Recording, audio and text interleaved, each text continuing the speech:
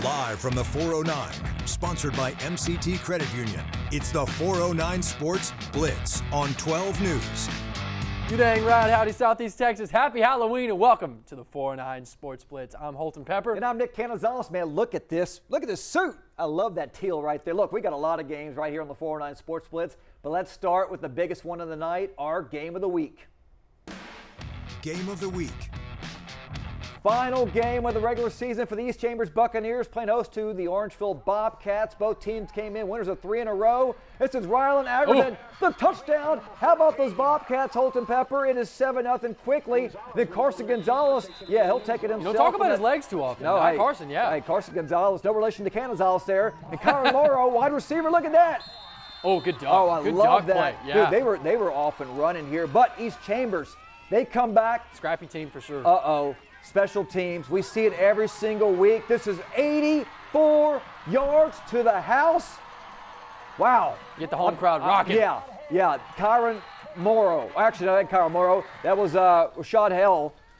Look at the flea flicker. Oh, my goodness. Orangefield. Deep downfield. Rylan Agerton again. Oh, my goodness. That man just got mossed.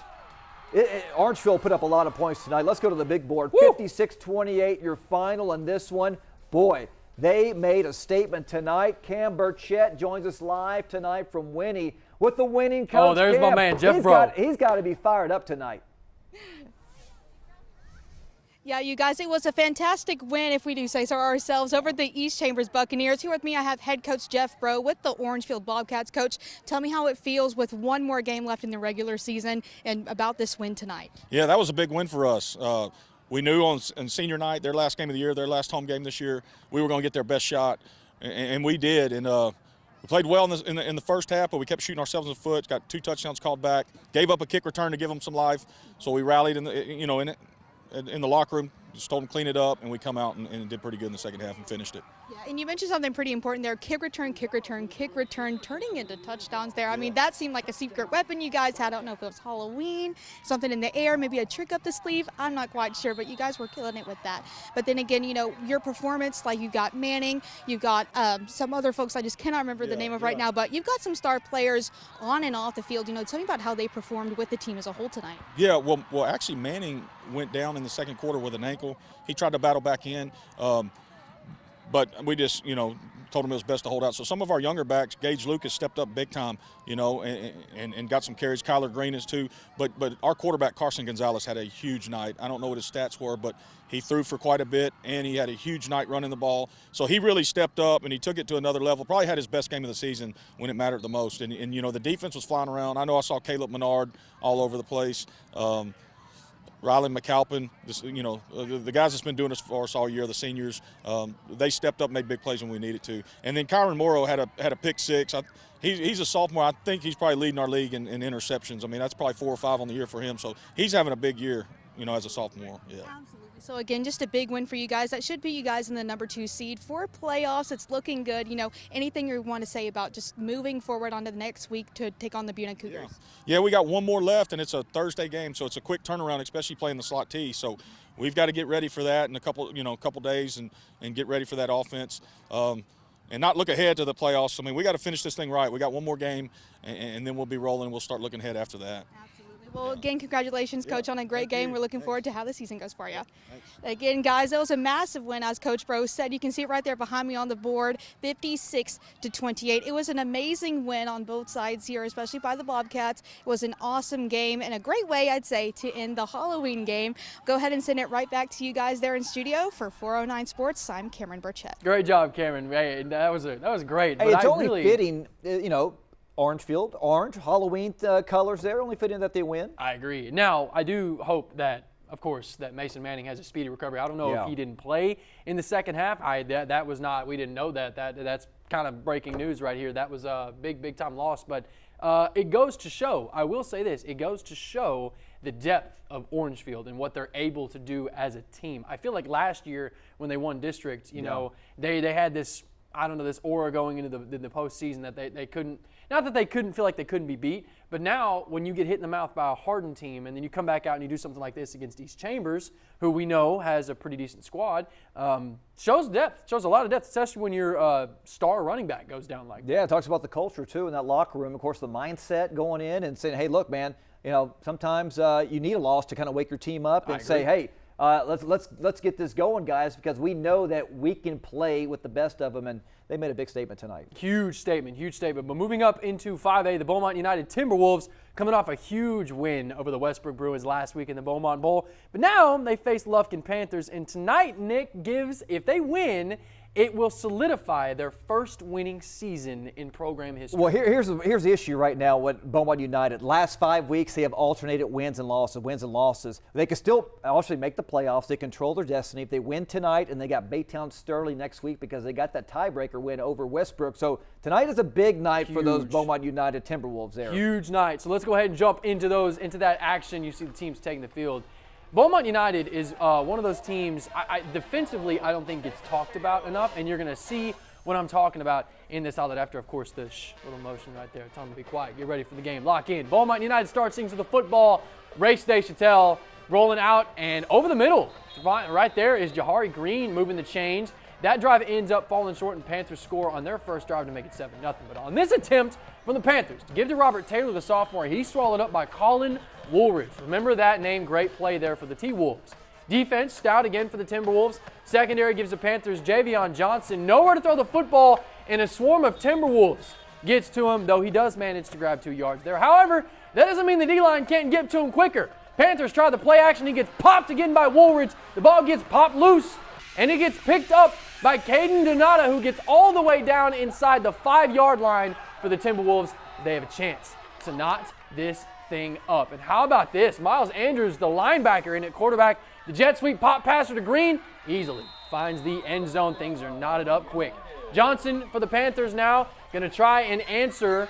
And remember, I said remember Woolridge. Well, look at this guy right here. Ooh. We got a little stop right here, but then a big hit right there by Christopher Norman with the big hit. And yes, helped him get up too. That's almost as important. All right, this was crazy though. But Johnson takes a snap, runs around, tries to evade a tackler, gets past him, goes out to the right, nope, not there, gets past him, starts to take off, sees a man downfield and throws, and he gets picked off by Tylen Merriweather. Panthers had a 3-point advantage over the Timberwolves at half, and they kept that lead all the way to the end. So now Lufkin, winners here tonight on the road. Big win for the Panthers, 31-16. Immediate thoughts for the Timberwolves. Well, right now, it sets up that showdown with Baytown Sterling. That is a crucial game for them coming next week. You know who went to Lufkin? Number 88. Throw up the X. Des Bryant. I was like, I'm assuming you're going to give Bryant, Dallas Cowboys. But right now it's comes out of the last game of the season for Beaumont United, so they got to win. I feel like you wouldn't want to have it any other way, though. You know, like you control your own destiny. Right. So you essentially a win you're in situation. That's it. You know, that so is it. So a good opportunity there. But we take a visit to Hampshire-Fannett tonight, who welcome to the Shepherd Pirates. This district is wild. Shepherd started off the season hot, super hot, going undefeated until they ran into the team leading District 9, 482, the West Orange Dark Mustangs. But on paper, the Pirates are tied with the Longhorns and the Silsbee Tigers for that second place seed at the moment. I know, and get this, Shepherd right now sits at 7-1 overall. Of course, the last time they had these many wins, in the season, 2016. Yeah. So that was Miles Robinson's first year as a head coach. Over the last 2 weeks, Hampshire-Fannett, they've scored a total of 100 points. Now, could they get by Shepherd, who crushed Jasper last week? Well, we always talk about, just like earlier, special teams, man. I'll tell you, you work in all 3 phases of the game, you're going to be in line for a good win. Malachi Adams right here. Look at this. Where is he at? Oh, man, he might take it all the way to the house. Tripped up. Comes up short. It's inside the 20, though. Good field position. Here comes Malachi Adams. The rushing touchdown right there. Knocks it. Oh, boom, boom. Yeah. Got it. Oh, yeah, look at that. Get off That's me. Broussard. That's the quarterback. Broussard. Sorry about that. That's a touchdown right there. And, of course, you're going to see. Great run there. My goodness. Where's that mascot at? There he is. Oh, yeah. Oh, my gosh. And then Blake Broussard again. This kid was incredible. He's had an incredible season. Pierce Pirtle. He's having a really good season. Gets down all the way in Shepherd territory, 1st and 10.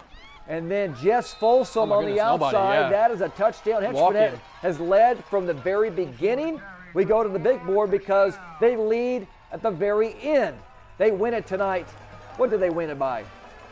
37-16, your final in that one. So good win by Hampshire-Fannett. Shepherd, that's her second loss. And now it sets up a Hampshire-Fannett West Orange start game next week for all the marbles, because if Hampshire-Fannett wins, then we might have a three-way tie for first place. You would have, because they have the tiebreaker over West Orange. Sylvie's got the tiebreaker over Hampshire-Fannett. It's all over the place. If I was talking to Kerry Cooper, a meteorologist actually, when I was talking to him about how they would determine a winner, they would go by points. So a big finish set up for that one. But let's go ahead and take a peek at some of the other action happening around the Golden Triangle in high school football. We got a lot of scores here. Westbrook goes on the road, and Galveston knocks off Galveston Ball 37-18. How about Hart Jefferson was down in this game. Yes, wow. They came from behind 29-28. We heard there was a fight at the end of the game. You never want to see that. But how about the Hawks? They're flying tonight, 29-28. That's a great win for head coach Zach Bass. Nederland falls short there to Huntsville. Huntsville's a good squad, but how about Lumberton? Oh my goodness, Lumberton is just going crazy right now. Whew. And we want to tell our NBC viewers to flip over to ABC 12 to see the rest of our 409 Sports Blitz. All right, now it's time for our Band of the Week. We'll see you after the break. Band of the Week.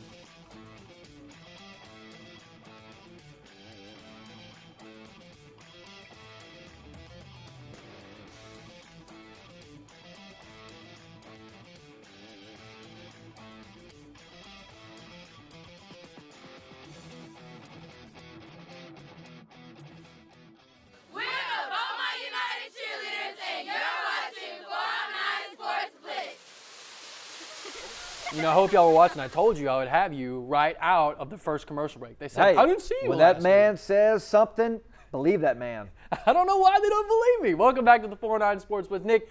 Port Arthur's for real. What they've been doing this year is absolutely incredible. But Nick Saban has a saying, you want to stay away from the rat poison the media can put on your team. And if there's any coach in Southeast Texas who's going to make sure the focus is maintained in the locker room, it's Brian Moore. Look, I've said all year, Memorial is the best team athletic-wise in Southeast Texas. You know, and I always say them and P&G, pretty much they're the same thing. I know it's a lot of drama going on social media, but look, Titans, man, they're on the verge of completing a perfect regular season for who knows how long.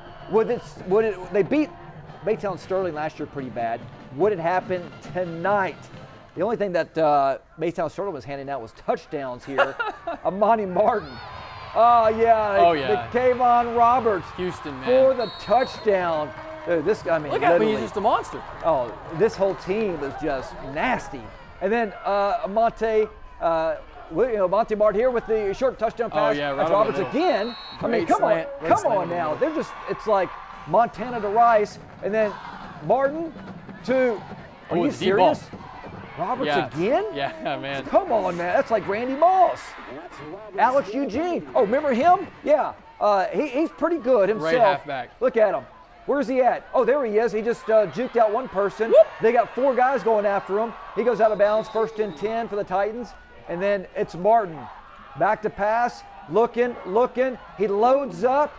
Oh, man. Are you kidding me? Oh, my goodness.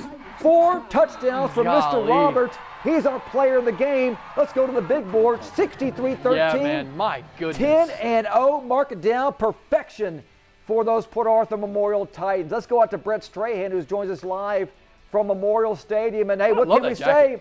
Hey, those district champion Memorial Titans, perfect season. Yeah, guys, first off, happy Halloween. And speaking of Halloween, this Port Arthur Memorial Titans football team, they have been a nightmare for almost any opposing head coach that they have faced.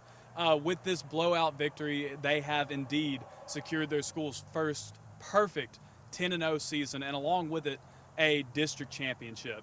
And let's get into this game a little bit. Now, this offense, buy into the hype for this Memorial offense because they are high-flying and they are electrifying. Anytime they got the ball, it seemed like something really cool was about to happen, and for the most part, it did. They scored quickly, and they scored in bunches pretty much all night. Now, this offense, their engine is quarterback Amonte Martin, and we know how dangerous he can be with his legs. But tonight, the TCU commit, he let his arm do the talking. Martin tossed 5 first-half touchdowns. Yes, 5 touchdowns in 2 quarters of football. That is something that a lot of high school quarterbacks could not accomplish in 2 games. So it was just a big-time game for Martin. And maybe crazier still, 4 of those touchdown passes, they were reeled in by his big 6'5" receiver, Kayvon Roberts, who served as pretty much just a massive mismatch for the Sterling football team all night. He was catching routes underneath, he was catching and running with the ball, and he was stretching that defense over the top. Just a truly special skill set, and that is one of the reasons we're going to be seeing him on Saturday nights at University of Houston. And speaking of D1 talent, this football team is oozing with it. They have just very special players up and down their roster, and that is one of the reasons they're going to be looking to do what no other Titans football team has done, and that is bring home a state championship. Now, you never know what can happen in playoff football. But I do know that this 10-0 team has given fans something to be confident about. And now, either by accident or by design, it seems like they've left a message for anyone that they might run into. And I'll just go ahead and let y'all see. Yeah, no words were minced here. So this has been Brett Strahan, 409 Sports, Port Arthur Memorial. How about that? I like that, Brett. I was ready to see a picture of the Undertaker as well. Hey, he's probably lurking. He's waiting. You know, you have to have the smoke machines going first and the big bong. Hey, that and Paul Bearer. Got to have a picture of Paul Bearer as well. It's but good man, stuff. those Titans, I'll tell you. The expectations were extremely high going into the season. They were. They've done everything and then some. I mean, that's how they've been legit. They got some ball players. And tell you what, it's going to be whoever they face in the first round, it's going to be a nightmare. And they're just Division I talent all over the field. But my goodness, he's going to Houston for a reason. Yeah. Roberts is going to Houston for a reason. Okay, there was a game out towards Orange in Little Cypress tonight that once again essentially is going to help determine the District 10 4A Division I championship, much like it did last year, if you remember, when the Huffman-Hargrave Falcons and LCM Bears did battle. They did, and these are two teams that we know that they've been playing extremely well. And I'll tell you what, there's a lot of chaos. There's a log jam in this district because, it could come down to next week where we have a 4-way tie for first place. But I don't know. Let's see what happens. Let's go ahead there. and take a look at the thing, because you're absolutely right. If LCM loses this game, you could potentially, because we did talk about Lumberton, and if Bridge City won tonight, you have a 4-way tie if Huffman wins this game. So we got the first play here, Nolan Cook from Huffman. He takes the direct snap. It was kind of low, but picks it up and gets the sideline and gets across midfield, scampers out of bounds. And I guess this was just the offensive playbook today, because here he is again. I'm not going to say that was a designed quarterback draw, but look at him directing traffic and watch this block. Bam! Ooh. Yeah, big hit right there. Cook stays in bounds and almost gets to the 30-yard line right there. And hey, look, another low snap. I guess that's why he had to keep running the football. Low snaps, name of the game, but Cook gets into the end zone. Huffman gets up 7-0 on LCM. Second quarter action now, Braylon Lewis. He takes the direct snap. He finds the gap up the middle, gets across midfield, and gets the tackle right there. But hey, if it's not broke, don't fix it, man. Braylon Lewis takes the snap. That's just been the play call for this game. A good arm tackle there. And it said, now look, I butchered his name and I had a lot of comments. Jackson Struey. Hope I got it right this time. Parker Freeman for the touchdown. LCM 7, Hargrave 7. And we go to the big board to see the finale of this one. That's all right. Oh my goodness. Wow. It's going to happen. We are going to have a 4-way tie for first place. Wow. Don't quote me on that, but that is the last time I checked. If Bridge City were to win, which Bridge City ended up winning 49-18, so we definitely have a 4-way tie in that district right now for first place. So your playoff seeding completely 1 through 4 in that district is unknown. And Bridge City plays at Huffman-Hargrave coming up next week. And guess who LCM plays next week? The Lumberton L-Train Raiders. Are you kidding me? It doesn't get any better than this. Man. Oh my goodness, I can't believe it. This is what we play for. This is exactly. This is what we live for. This is what they play for. I love it. I love when that happens. All right. So last week, the West Sabine Tigers essentially wrapped up the district race with a convincing win over the Evadale Rebels, 56-21. Because there are 2 games remaining on the schedule for West Sabine, the only thing is one of those games is against Sabine Pass. Obviously, we know they forfeited their games due to unfortunate circumstances. But the Tigers, with a win tonight, could make a historic mark. They really can. They would give them a perfect 6-0 record in district, earn them an outright district championship for the first time since 2013. That's been when Todd Stark was the head coach. Yes, sir. Yeah, they would have to get past a West Hardin team that has alternated wins and losses the last 4 weeks. First play of the game for the Oilers, Marcus Shaw. Quick slam. Oh, it's up in the air. And that is Slade Schroeder. Oh, look at him. Jensen McCown for West Sabine. Pick 6, 7-zip. West Sabine. Now, so that was the first play of the game. Yeah, first play of the game. West Sabine, it's Lakin Quick, underthrows his receiver. Look at that, West Hardin. Oh, yeah, West Hardin. Guess who? The other quarterback, Marcus Shaw. Hey, how about it? West Hardin, they couldn't do anything with it. Uh-oh. So look at this. Adam Helbusauti charges to the end zone. He was so fast, our cameraman Gabe couldn't even see him. So start of the second quarter. This is Lakin Quick, hands off to Jacoby Harris. Harris, he just kind of walks into the end zone. And then you're going to see Harris yet again. Yeah. Block. Oh, there's another missed tackle. Missed tackle, broken tackle. 2 guys after him. No. He's going to put on the afterburners. Oh, yeah, that is a long touchdown. They just kept pouring it on. West Sabine. How about that? So there it is. 45-7. Go on the road. Knocks off the Oilers. Oh, man. And the Oilers are a scrappy team, too. So, they are a very scrappy team. That's a great win, and obviously that's officially a solidified, undefeated run in district for West Sabine. So congratulations to the Tigers. Huge congratulations to them. First time since 2013. We talked about it. Big-time win for them. But I want to get to talking about a team that I think has a chance to do whatever they want to do this year, and they have been so far in district. Last night, the Newton Eagles played their final game of the regular season. This powerhouse of a program welcomed the Warren Warriors, who are just trying to finish the season on a high note. But what a high note it would be if they came out with the win. Though, with Newton not having lost a district game since 2011 versus East Chambers, I don't know. Here's the problem, though. The last several weeks, Newton has put up over 70, over 60. So the offense is very explosive. The defense doesn't allow Stifling. Hardly any points. Yep. Maybe they pitched on how many shutouts, and then maybe a team might score 6 or 7 here and there. So that was the uphill battle that Warren was facing. So, David versus Goliath.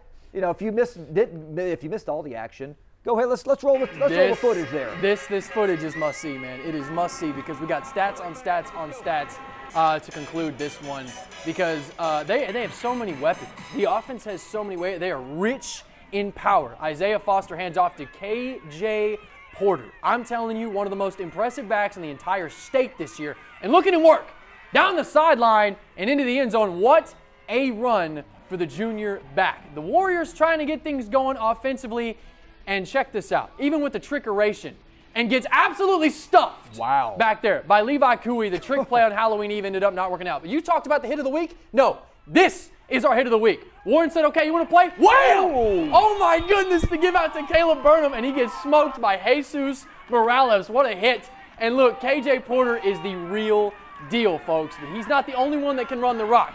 Deldrick Samuel, and he's evading tacklers all the way down inside the 10-yard line. Foster now taking the snap. He's going to fake the give and takes off himself. A lot of traffic up the middle, but he sneaks his way through, gets the edge, and finds the end zone some way, somehow. And we got special teams highlights in 409 Sports Blitz because what do you say every week? It's special teams. Cleveland Hunter picks it up. Nope, not that way. Nope, not that way. I'm going to head this way. Down the sideline, even I don't know how many guys, and eventually finds the end zone. So the record stays alive. That is now 14 straight district titles, and the streak survives another senior class with a huge win. The streak of 60-plus points is always alive. Here's where the points come into play. The fear of losing that streak this year looked like Pennywise and It Too when he shrunk down to a baby because the Eagles outscored their opponents in district this year 384 to 39. An average final score, if you were to take the average score of how they beat opponents in district this year, 64 to 7. And that's if you round up, really it's 6.5 to be exact. Whew, man, I'll tell you what. I mean, we've been seeing it. We've been talking about it. Here with Newton, they have guys that are on their bench that can start actually for other schools in that district. That's how they are deep. Of course, they're a small school, but their second string is really good as well. Yeah. And it's like, they pull, I don't know how many times they pulled the starters at halftime. Second string goes out and they pop in 4 or 5 touchdowns in the second half. Exactly how the starters do. And this team, like we talked, we're rich in talent. Their ability to get out here and get after a defense is unlike anything I have ever seen. So we're going to leave you. We're going to let you catch your breath. The 409 Sports Blitz is coming right back. Yeah, stay with us. We'll be right back in a couple of minutes.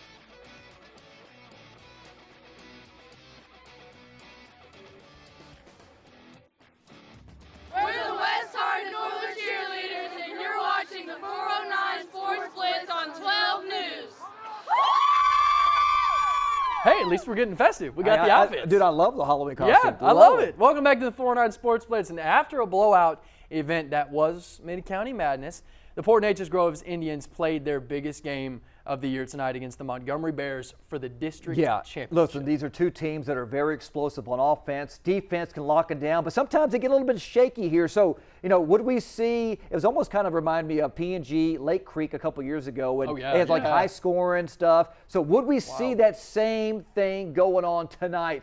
Let's head out to Montgomery. Oh, man, I'm telling you, this was an absolute dogfight. I loved it. Let's go, Connor Bailey. That kid has been a stud all season long for number 3 P&G. It's the wheel cover. Look at him. Oh, the protection. Everybody's covered. Holy smokes. Seth Briscoe, where you at, my man? There he is. There he is. Oh, my goodness. That is 7 apiece because Montgomery actually scored on the second play of the game, 60-yard touchdown. So 15-14 Montgomery now. 10 minutes left to go in the second quarter. Screen pass, Tyson Henry. Oh, that's a beautiful screen. A lot of Look daylight. at the blockers. Tons of blockers. Oh, yeah. Oh, big block right there. Cuts up the other field like Reggie Bush back in his prime. Oh, another blocker. Oh. Is he going to take it to the house? Oh, he gets down at the 7-yard line. So P&G in business, down in the red zone inside the 10. Connor Bailey taking the snap. Chris Diaz barrels his way for the touchdown. Oh, man, this game was going back and forth. So 4:06 left to go in the half. Bailey to Henry. Gets caught up. Oh, yeah, you thought he was caught up. There he goes. Can he outrun everybody? He gets loose, gets tackled at the 11-yard line, about the 10. Dawson Guidry under center now. Play action. Throws a frozen rope to Kane Romero. So 29-25, second quarter, 6 seconds left. Bailey steps up in the pocket, throwing deep to Dalen Jackson. Oh, yeah, hey, you want to talk about Randy Moss? He got lost right there. Look at that man. To end the half, 36 points P&G puts up. Let's go to that big board because, yes, sir. Yes, 46-38, district championship, sewed up, wrapped up. Wow, 46-38 Indians, but in an absolute all-out war. That's 3 in a row. This was an absolute thriller of a game. That's awesome. As a P&G alum, I love it, man. Congratulations. That's my alma mater right there. And we knew that we've circled this on the calendar. That's the biggest game of the year, and they passed the test. And that's so, awesome. But you still got a game left. So I mean, you do. but some things to clean up. Yeah, things to clean up right before playoffs. But congratulations to them. I mean, that was a hard-fought game. Big-time game. The Hardin Hornets take the win, which means, or I guess let's go ahead and go to the other scores. All right. So with the win for Hardin, 41-7. Nick Canizales, for the first time since 1974, the Hardin Hornets are district champions for just the second time in program history, which goes all the way back to 1940. And they returned to the playoffs the second consecutive year. I love it, man. It's a Cinderella story of the year. I love it for them. How about the Silsbee Tigers, man? 49-14 over They the get Jasper a good win over there. Yeah, that's a good win for that program. And we talked about Jasper. They kind of struggled all season, but they're young. They'll be ready to go next year. But look at Kuntz. Kuntz got a big win, 42-28, and there it is right there. Talked about it earlier. Bridge City getting the big win over Liberty. So you got that 4-way tie. Unbelievable. But all right, you know what it's going to be. It's time for the Hit of the Week. Hit of the Week, sponsored by First Security Bank. Yes, sir. Flashback to last night again, and though they didn't win the game, they dang sure won this play. Jesus Morales with the big hit. That is our Hit of the Week. Congratulations, sir. We'll be right back.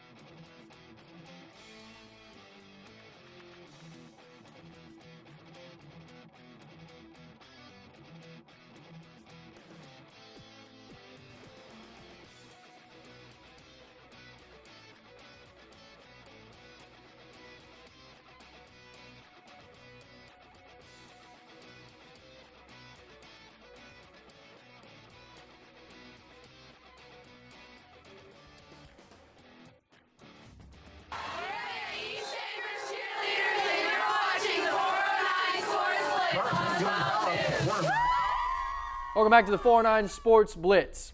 All right, since we're talking about District 9, let's go check in on the current leader of those West Orange Stark Mustangs. The ball's in their court, Nick. 33-30 win over Silsbee. Cannot be understated how important that is. Yeah, no doubt about that. You know, of course, they have controlled their own destiny. They play Tarkenton tonight. Of course, a win here would give them a lot of momentum going into next week against Hampshire-Fannett. It certainly would. A huge, Tarkenton, I feel so bad for them. You know, they just haven't really been able to get it going all year.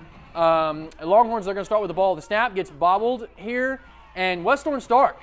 This is actually in their own end zone, so Tarkenton falls back on it, but West Orange Stark gets the safety there. You don't see that very often. Defense. Yeah, man.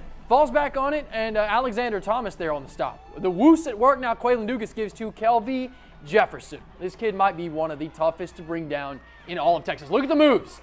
And scampers into the end zone. A little bit of extracurricular there. I don't really know that we needed all that, but that's okay. This time again, Cleveland Tarkenton, another rough snap. Flies over the head of Jatarian Levi, gets in there to grab it and give it back to the Mustangs. He is a defensive unit. You can't make mistakes like that against a West Orange team that's so good. And here's why. Because Dugas, he fakes the snap, fakes everyone out, gives to Jefferson, it ends up with the rock, and he takes off. Tries to make a move back inside, but this sets up for the touchdown. I wonder. Let's see. Coach Hickman loves to run the football. You have Kelvy Jefferson. Your bread and butter. I think we ought to just give it to him again. Let's see that big board. Yeah, there it is. 54-0. West Orange Stark gets a big win there. So now that sets up a big time game with the Hampshire-Fannett Longhorns next week. But let's go ahead and get to our play of the week. Play of the week. All right, our play of the week goes out to actually Hampshire-Fannett, but we're going to keep it right here. West Orange Stark for the safety. The safety? So, okay. Yeah. All right. We'll take that safety for a play of the week. So we're going to just keep rolling with this West Orange Stark Mustangs. You just saw 54-0. And, they play the Hampshire-Fannett Longhorns next week. Lots on the line, Holton Pepper. Yeah, a lot on the line. And Blake Broussard, well, I think we were originally going to have Blake Broussard with that rushing touchdown as play of the week. But that's two great teams right there. Hampshire-Fannett, West Orange Stark, going to be a great game, and cannot wait. Cannot wait. We'll see you after the break here.